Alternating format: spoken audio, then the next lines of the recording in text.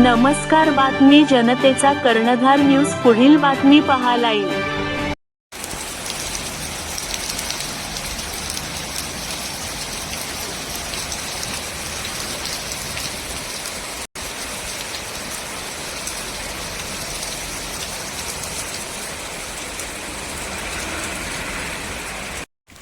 गंगाखेड तालुका व शहरामध्ये अवकाळी पाऊस, वादळ आणि गारपिटाची होण्याची शक्यता शेतकरी बांधवांनो, आपले जनावर झाडाखाली न बांधू नका।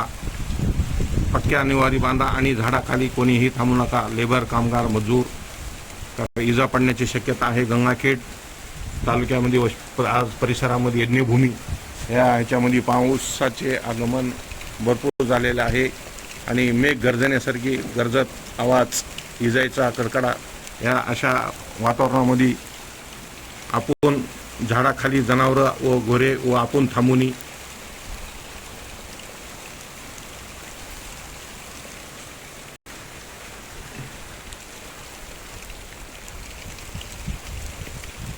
चालू लाईव्ह